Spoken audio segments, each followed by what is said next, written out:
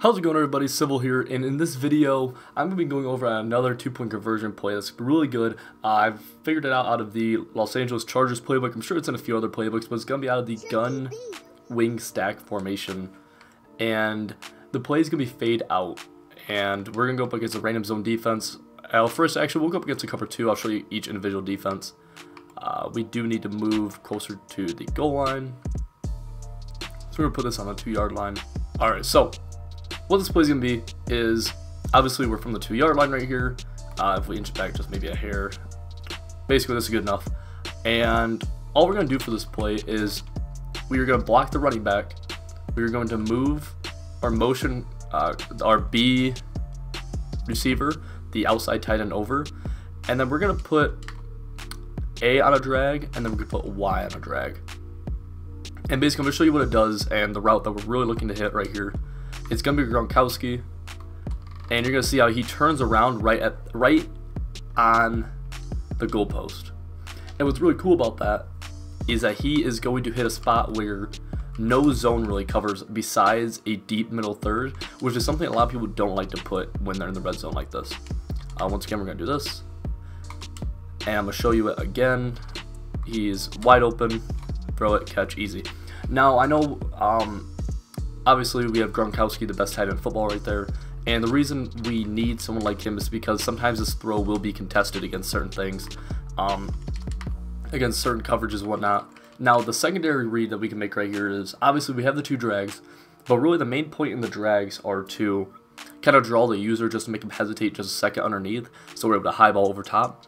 But also this X route isn't too bad. As you can see right here, Chris Hogan was able to bring it down right there. It does hit kind of a soft spot. Deep halves play it pretty decently.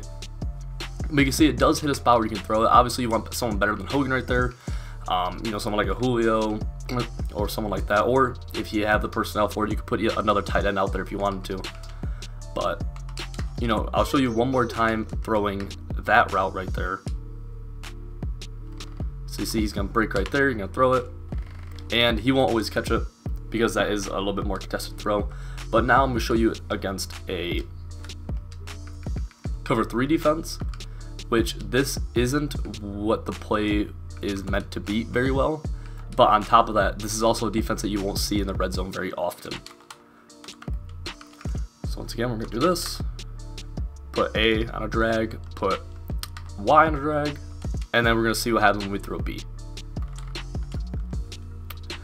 Assuming that Tom Brady can get the ball over the line of scrimmage. So do it again.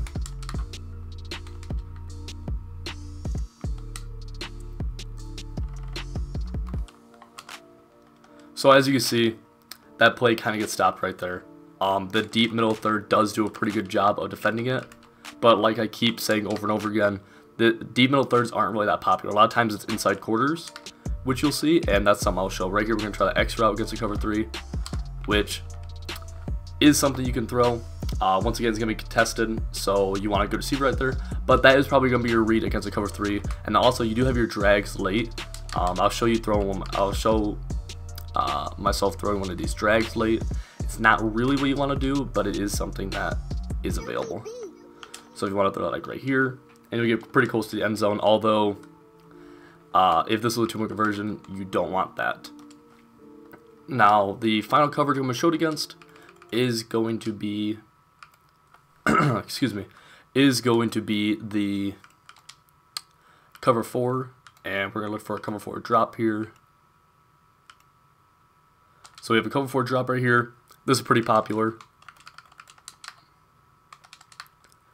and we're going to see why this B route's so good, because this is most likely the defense you're going to see quite a bit with these 2 inside quarters.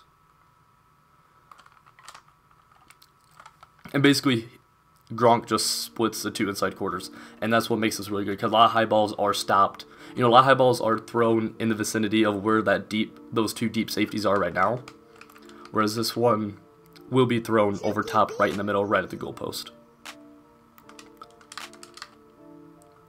Here you see it again. You just wait for it to develop, step up, and you could throw it, and it's a really easy throw and catch. Now this time the X route won't be as open. This is probably the one that the X route really isn't going to be a good read. And I'll show it this time.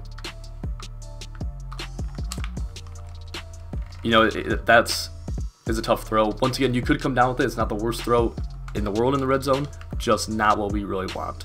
Now, the next best thing about this whole formation is the fact that we do have the threat of inside zone, obviously. So we motion him across, and we have a pretty good inside zone right here.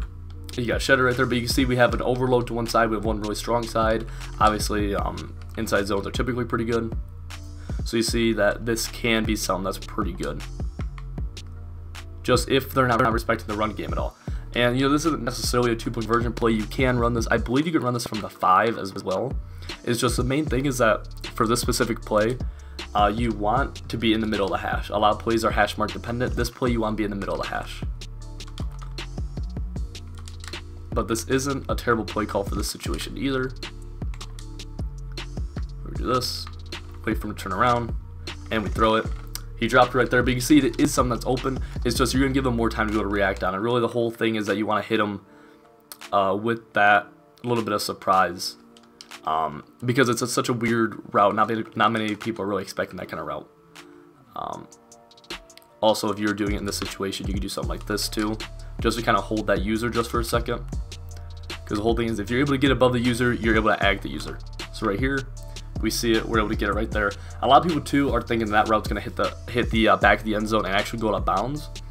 And so a lot of people might just ignore that route, thinking that if you catch it, it's going to be illegal touching, which is something I've done a few times with certain routes in the red zone.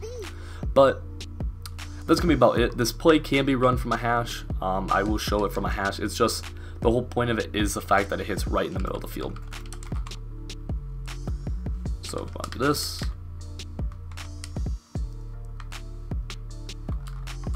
So you see right there, it was more contested, but it is still something you're able to throw. Any farther than the 5, I really would not recommend it, but you can go from the 5 all the way, if you really wanted to, from the 1-yard line. I guess the last thing I will show it against is man coverage real fast, just to show that it does work against that. So we'll just go random man coverage. But also, if they're running man coverage, you will have the drags most likely.